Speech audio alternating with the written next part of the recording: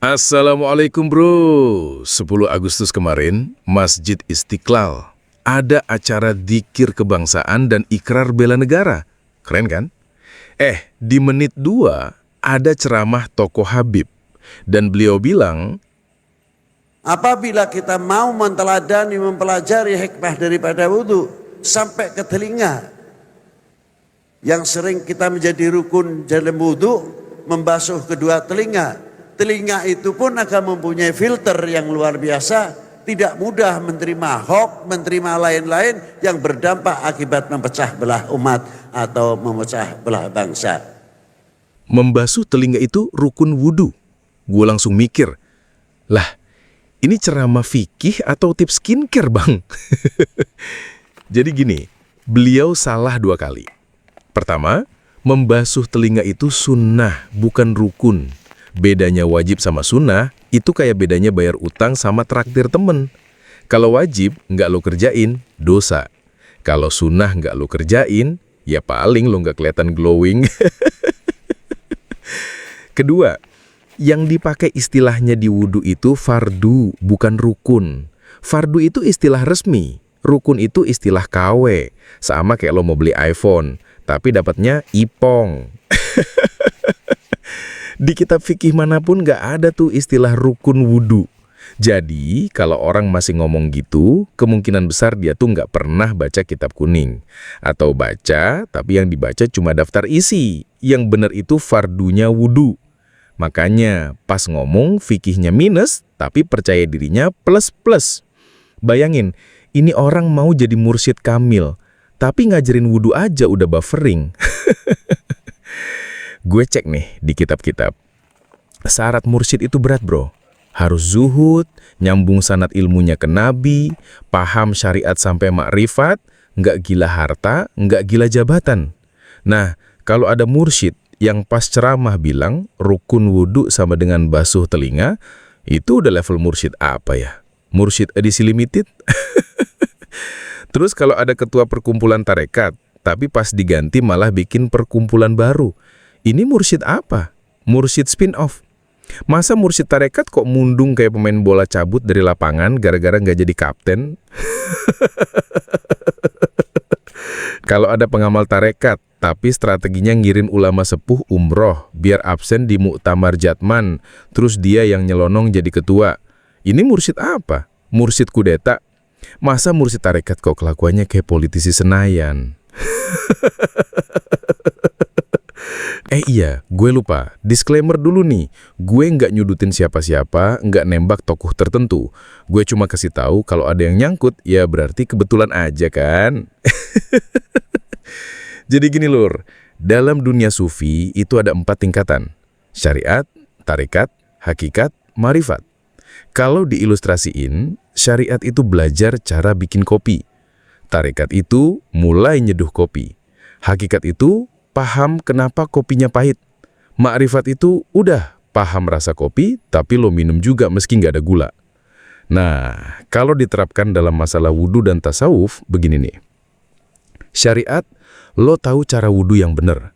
Tarekat, lo mulai wudhu beneran. Hakikat, lo ngerti kenapa lo wudhu.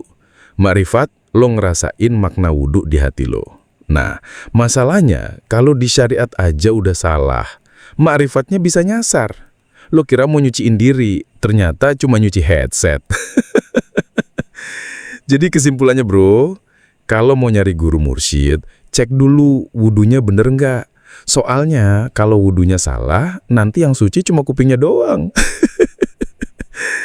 Dan buat lo yang masih galau sama sosok mursyid ini, gue yakin deh, di hati lo pasti udah sering muncul pertanyaan, ini beneran mursyid apa cosplay? Saran gue simpel aja, nurutin kata hati itu kadang lebih selamat bro. Jangan cuma lihat kebenaran dari yang kelihatan di permukaan. Soalnya, permukaan itu bisa dipoles, dibotoksin, di make upin. Dalamnya belum tentu harum, bisa aja anyep atau malah basi. Takbir.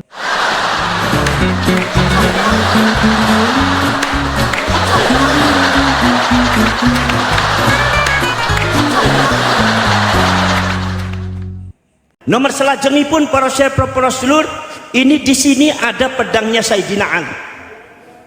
pedangnya Sayyidina Ali.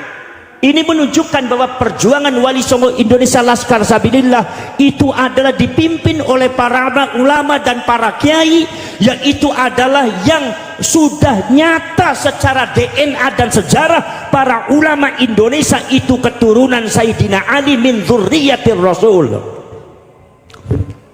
Saudara, beberapa keturunan daripada Wali Songo sudah tes DNA. Termasuk alhamdulillah keluarga saya sudah tes DNA. Semuanya mengarah ke J1. Maka dari itu saudara-saudara sekalian, ini menunjukkan saudara-saudara sekalian, keturunan yang asli daripada dzurriyyatur Rasul itu adalah bukan dari marga Ba'alwi, dan ini sifatnya ilmiah. Tidak dengan bukan karena kebencian, bukan karena hasud, bukan karena adawa permusuhan, tapi ini ilmiah, catatan dan hasil data ilmiah secara sejarah, secara manuskrip, bahwasanya dzurriyyatur Rasul yang asli di Indonesia adalah para ulama, para kiai yang ada di Indonesia. Dan keturunan Wali Songo itu dzurriyyatur Rasul, keturunan Sayyidina Ali. Jadi kalau keturunan Wali Songo itu Alawiyun Sayyidina Ali. Kalau Ba'alwi itu bukan Alawi, Alwiyun, karena keturunan Alwi bin Ubaidillah. Lamnya disukunkan. Awas, beda Alwi dengan Alawi. Maka kalian menyebut Ba'alawi jangan Ba'alawi, tapi Ba'alwi. Ba'alwi bin Ubaidillah, yang sekarang sudah didapatkan hasilnya bahwa Alwi bin Ubaidillah itu tidak ada catatan di dalam sejarahnya, sehingga Ki Imaduddin Al-Bantani mengatakan bahwa Alwi bin Ubaidillah itu adalah bukan cucunya Said Ahmad Al-Muhajir, bukan cucunya bukan putra dan cucunya Said Ahmad Al-Abah An-Nafat, artinya bukan cucunya Rasulullah. Itu kita harus ketegasan ada. Kenapa? Sebab penghancuran bangsa ini juga diawali dengan pengklaman terhadap mereka-mereka yang mengaku cucunya Rasulullah, akhirnya merusak bangsa ini dan merusak mentalitas daripada generasi muda Indonesia. Ini Sayyidina Ali.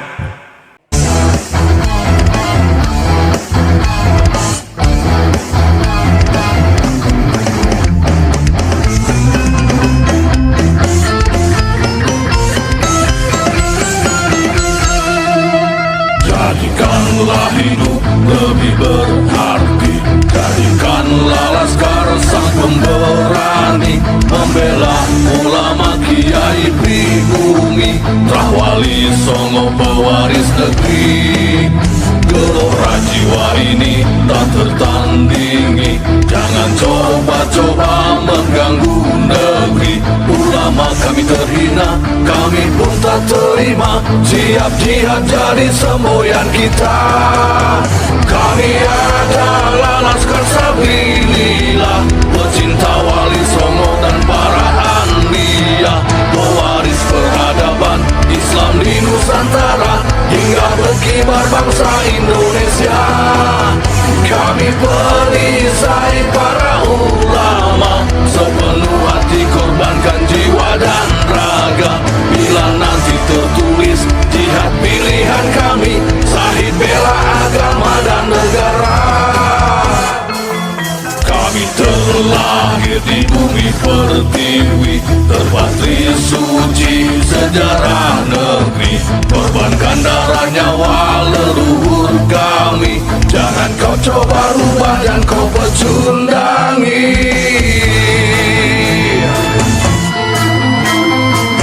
Wali Songo adalah dzurriyyat Nabi, santun berakhlak berbudi pekerti, wariskan agama dan budaya Islami. Jangan coba nodai kami, bela sampai mati.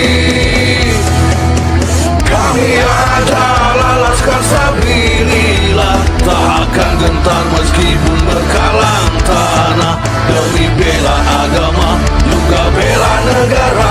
Ikhlas jihad dan Syahid bersama ulama, relakan kami pergi dan berjuang, jadi perisai Wali dan kebenaran. Meski harus berkorban nyawa satu di badan, demi kebenaran menang dan ditegakkan. Kami adalah Laskar Sabilillah, pecinta Wali Songo dan para anbiya, pewaris peradaban Islam di Nusantara kibar bangsa Indonesia. Kami perisai para ulama, sepenuh hati korbankan jiwa dan raga.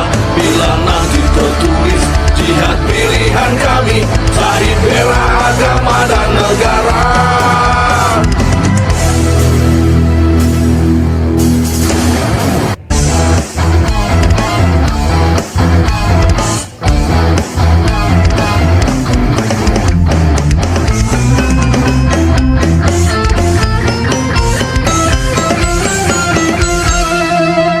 Jadikanlah hidup lebih berarti, jadikanlah laskar sang pemberani, membela ulama kiai pribumi, Rahwali Songo pewaris negeri. Gelora jiwa ini tak tertandingi, jangan coba-coba mengganggu negeri. Ulama kami terhina, kami pun tak terima, siap jihad jadi semboyan kita. Kami adalah laskar sabilillah,